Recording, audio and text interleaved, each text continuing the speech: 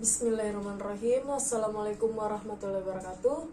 Saya Nur Fadila dengan NIM 1822042023, mahasiswa Pendidikan Teknik Mesin Fakultas Teknik Universitas Negeri Makassar. Ya, video kali ini saya akan membawakan materi mekanika fluida. Selanjutnya, untuk lebih jelasnya bisa lihat ke video selanjutnya. Ya, selanjutnya kita ke materi. Mekanika fluida adalah studi tentang fluida baik yang bergerak dinamika atau diam, baik gas maupun cairan diklarifikasi sebagai fluida, dan jumlah aplikasi rekayasa fluida sangat besar, seperti pernapasan, aliran darah, renang, pompa, kipas angin, turbin, pesawat terbang, kapal, sungai, kincir angin, pipa, rudal, gunung es, mesin filter, jet, dan sprinkler, untuk beberapa nama. Jika dipikir-pikir, hampir semua yang ada di planet ini adalah fluida yang bergerak di dalam atau dekat fluida. Nah, inti dari subjek aliran fluida adalah kompromi yang bijaksana antara teori dan eksperimen. Karena aliran fluida adalah salah satu cabang dari mekanika, aliran fluida memenuhi seperangkat hukum dasar yang terrekomendasi dengan baik, dan dengan demikian banyak perawatan teoritis tersedia. Namun, teori ini seringkali membuat frustasi karena ia berlaku terutama untuk situasi yang idealkan, yang kemungkinan tidak valid dalam masalah praktis. Dua hambatan utama untuk teori yang bisa diterapkan valid dalam masalah praktis, dan dua hambatan utama untuk teori yang bisa diterapkan adalah geometrik dan fisikositas. Selanjutnya, konsep cairan. Dari sudut pandang mekanika fluida, semua materi yang terdiri dari dua keadaan, fluida dan benda padat. Perbedaan antara keduanya sangat jelas bagi orang awam dan merupakan latihan yang menarik untuk meminta agar orang awam menjelaskan perbedaan ini ke dalam kata-kata. Perbedaan teknis terletak pada reaksi keadaannya terhadap tegangan geser dan tangensial yang diterapkan. Nah, padatan dapat menahan tegangan geser dengan deteksi statis. Cairan tidak bisa. Setiap tegangan geser yang diterapkan pada fluida, sekecil apapun, akan mengakibatkan pergerakan fluida tersebut. Fluida bergerak dan berubah bentuk terus-menerus selama tegangan geser diterapkan. Sebagai akibat wajar, dapat dikatakan bahwa fluida diam harus dalam keadaan tegangan geser nol, keadaan yang sering disebut kondisi tegangan hidrostatis dalam analisis struktur. Dalam kondisi ini, lingkaran Moore untuk tegangan berkurang ke suatu titik dan tidak ada tegangan geser pada bidang manapun yang memohon elemen untuk mengalami tegangan. Kita beralih ke contoh soal. Sebuah benda memiliki berat 1000 lbf, sangat terkena gravitasi bumi standar. Gravitasi adalah 32,174 feet per second. Soal bagian A, berapa massa dalam kilogram? Soal B, berapakah bobot benda ini di Newton jika terpapar percepatan standar bulan? Gravitasi bulan sama dengan 1,62 meter per second. Soal C, seberapa cepat benda akan berakselerasi jika gaya total 400 lbf diterapkan padanya di bulan atau di bumi? Nah, solusinya kita perlu mencari A, massa, B, benda di bulan, dan C, percepatan benda ini. Ini adalah contoh faktor konversi yang cukup sederhana untuk sistem unit yang berbeda. Tidak ada data properti yang dibutuhkan. Contoh ini terlalu rendah untuk sketsa. Bagian A. Hukum Newton berlaku untuk berat dan percepatan gravitasi yang diketahui pemecahan untuk M. Selanjutnya, F sama dengan W sama dengan 1000 lbf sama dengan massa gram, yaitu 32,174 feet per second, atau massa lainnya itu 1000 lbf per 32,174 feet per second. Hasilnya 31,08 slug. Dikonversi ke kilogram, M sama dengan 31,08 slug sama dengan 31,8 slug, atau 4 dikali 5.939 kg per slug, hasilnya 454 kg. Bagian B. Massa bodi tetap 454 kg, terlepas dari lokasinya. Persamaan berlaku dengan percepatan gravitasi baru dan karenanya menjadi bobot baru. F sama dengan W bulan sama dengan massa gram bulan. Hasilnya 454 kilo kali 1,62 meter per second. Hasilnya 735 Newton. Sama dengan 165 lbf. Bagian C. Bagian ini tidak melibatkan berat atau gravitasi atau lokasi. Ini hanyalah penerapan hukum Newton dengan massa yang diketahui dan gaya yang diketahui. Ya, F sama dengan 400 lbf sama dengan massa, hasilnya 31,08.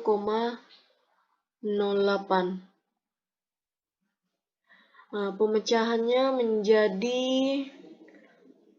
itu A 400 lbf per 31,08 slug sama dengan 12,87 feet per second dikali 0,3048 meter per second. Maksud saya meter per feet. Alhasil 3,95 meter per second. Percepatan ini akan sama di bumi, atau di bulan, atau dimanapun. Materi selanjutnya bab 2. Distribusi tekanan dalam fluida. Banyak masalah fluida tidak melibatkan gerakan. Mereka menyangkut distribusi tekanan dalam fluida statis dan pengaruhnya pada permukaan padat dan pada benda terapung dan terendam. Ketika kecepatan fluida adalah 0, dilambangkan dengan kondisi hidrostatis. Variasi tekanan hanya disebabkan oleh berat fluida, dengan asumsi fluida yang diketahui dalam medan gravitasi tertentu. Tekanan dapat mudah dihitung dengan interaksi. Seperti pada pembahasan distribusi tekanan dalam gerakan benda kaku. Gradian tekanan bekerja ke arah gravitasi sampai akhir dan garis tekanan konstanta termasuk permukaan bebas. Jika ada tekanan gerak lurus ke arah ini. Kasus tersebut, gabungan dan rotasi benda kaku dibahas di bab selanjutnya. Selanjutnya, gambar kemiringan permukaan konstan dalam tangki air dan percepatan benda kaku. Nah, cairan yang jarang dapat bergerak dalam gerakan benda yang kaku kecuali tertahan oleh dinding pembatas untuk waktu yang lama.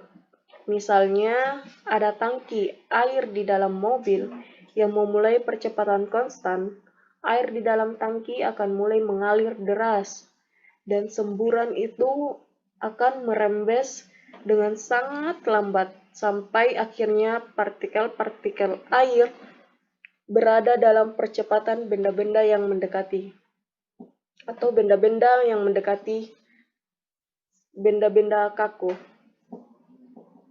Ini akan memakan waktu yang sangat lama sehingga mobil tersebut mencapai kecepatan hipersonik.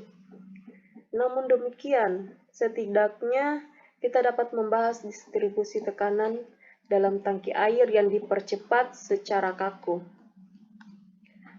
Berikut percepatan linear seragam. Dalam kasus percepatan benda kaku yang seragam, persamaannya sampai 2-38 berlaku A yang memiliki besaran dan arah yang sama untuk semua partikel. Semua mengacu pada gambar berikut. Jumlah paralelogram dari gravitasi dan min A memberikan arah gradien tekanan atau laju kenaikan P terbesar. Permukaan dengan tekanan konstan harus tegak lurus terhadap ini, dan karenanya miring ke bawah atau tidak terhingga. Sedemikian rupa rumusnya. Tidak terhingga sama dengan tan min 1 A X per G tambah A X. Selanjutnya, pembahasan kedua itu salah satu garis miring ini adalah permukaan bebas yang ditentukan oleh persyaratan bahwa fluida mempertahankan volumenya kecuali tumpah. Laju kenaikan tekanan ke arah gravitasi sampai dengan arah lebih besar daripada hidrostatis biasa dan ditentukan oleh rumus dP per ds, hasilnya Pg, di mana gravitasi adalah A aksen X tambah gravitasi tambah aksen Z pangkat 2 per 1/2. Selanjutnya contoh soal. Sebuah drag race meletakkan cangkir kopinya di atas nampan horizontal, sementara dia melaju dengan kecepatan 7 meter per second. Muk dengan kecepatan 10 cm dan diameter 6 cm dan berisi kopi dengan kedalaman 7 cm. Soal A. Dengan asumsi percepatan tumbuh kaku dari kopi, tentukan apakah kopi akan tumpah dari cangkir. Soal B, hitung tekanan pengukur di sudut titik A jika massa jenis kopi adalah 110 kg per kubik. Seperti contoh berikut. Selanjutnya, pendekatan bagian soal A. Dengan rumus berikut, 0 tak terhingga sama dengan tan min 1 per AX per gram sama dengan tan min 1 7,0 meter per second pangkat 2 dibagi 9,81 meter per second. Hasilnya 35,5 derajat. Pendekatan B. Hitung tekanan pengukur di sudut di titik A jika massa jenis kopi adalah 1010 kg per kubik dengan rumus PA sama dengan PG per Z sur kurang ZA. Hasilnya 1010 kg per meter kubik dikali 9,81 meter per sekon dikali 0,214 meter ditambah 0,7 meter, hasilnya 906 PA. Selanjutnya bab 3. Materi hubungan integral untuk volume kontrol. Dalam menganalisis gerakan fluida, kita dapat mengambil salah satu dari dua jalur. Jalur pertama mencoba mendeskripsikan pola aliran rinci pada setiap titik X, Y, Z di lapangan, atau bekerja dengan wilayah berhingga membuat keseimbangan aliran masuk versus aliran keluar dan menentukan efek aliran kotor seperti gaya atau torsi pada benda atau pertukaran energi total. Selanjutnya, sistem versus volume control. Semua hukum mekanika ditulis dengan suatu sistem yang didefinisikan sebagai jumlah massa identitas tetap yang sewenang-wenang. Segala sesuatu di luar sistem ini dilambangkan dengan istilah lingkungan, dan sistem dipisahkan dari lingkungannya oleh batas-batasnya.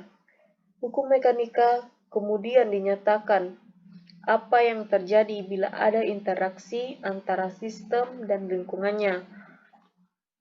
Pertama, sistem adalah kuantitas massa tetap dilambangkan dengan M.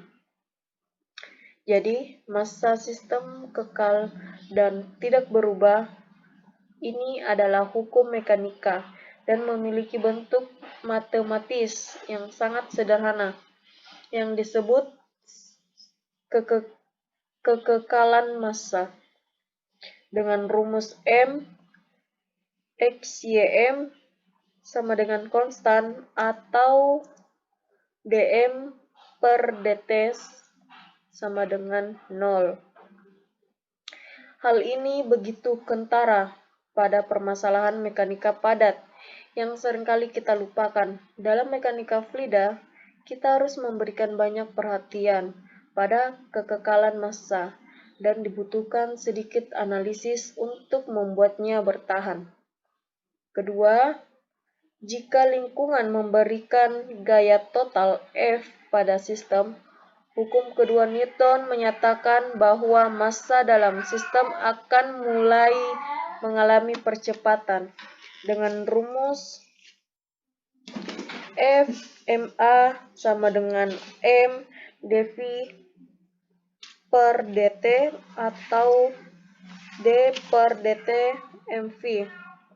Selanjutnya, volume kontrol tetap yang berubah-ubah.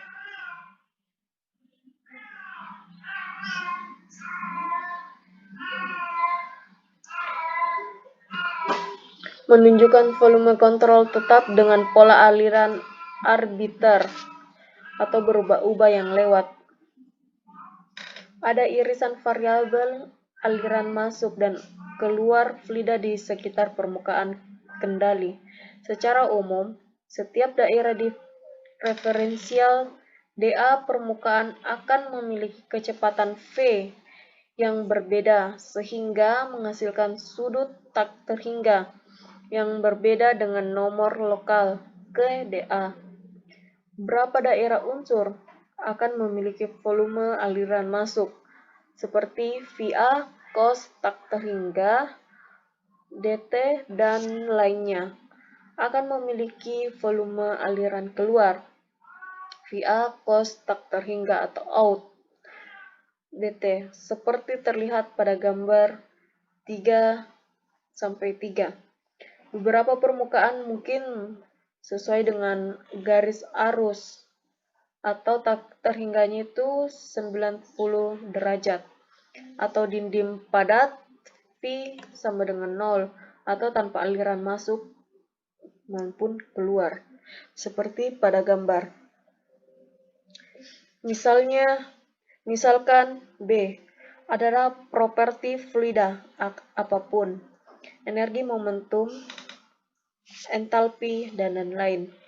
Dan misalkan B tak terhingga sama dengan dB per dm adalah nilai intensif atau jumlah B per satuan massa dalam setiap elemen kecil fluida. Jadi, jumlah total B dalam volume kontrol atau kurva padat pada gambar adalah BVC tak terhingga CV BDM sama dengan CV per BPD derajat V atau B dB berikut. Masuk ke contoh soal. Udara terkompresi. Maksud saya, udara terkompresi dalam tangki kaku volume 9 dibuang melalui nosel kecil seperti pada gambar E3, E32. Sifat udara berubah melalui nosel dan aliran keluar pada PO, VO, AO. Temukan ekspresi laju perubahan kepadatan tangki. Dengan gambar PO kali PO kali VO kali AO.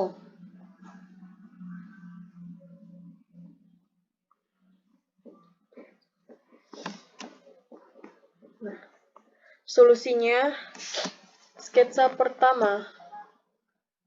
Sketsa sistem menunjukkan satu pintu keluar, tidak ada saluran masuk. Area keluar atau konstan adalah AO. Yang kedua, volume kontrol seperti yang ditunjukkan. Kami memiliki CV yang mengelilingi seluruh tangki dan nosel. Yang ketiga, asumsi aliran tidak stabil, massa tangki berkurang, aliran keluar satu dimensi. Solusi keempat, pendekatan. Itu terapkan persamaan untuk massa B sama dengan M dan B sama dengan dm per dm, hasilnya satuan. Langkah solusi kelima, tuliskan relasi transport Reynolds untuk masalah ini. Selesaikan laju perubahan kepadatan tangki.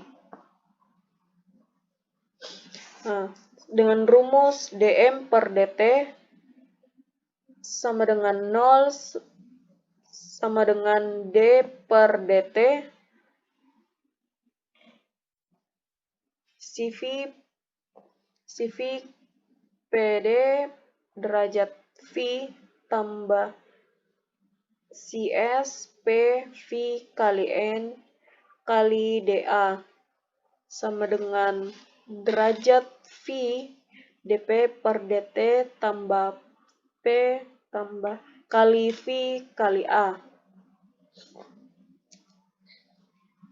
Atau dengan rumus dP per dt sama dengan min PO VO kali AO per V. Ini adalah persamaan diferensial biasa orde pertama untuk massa jenis tangki. Jika kita memperhitungkan perubahan PO dan VO dari teori aliran kompresibel di bab 9, kita dapat dengan mudah menyelesaikan persamaan ini untuk kepadatan tangki. Sekian dan terima kasih video saya. Billahi taufiq wal hidayah. Assalamualaikum warahmatullahi wabarakatuh.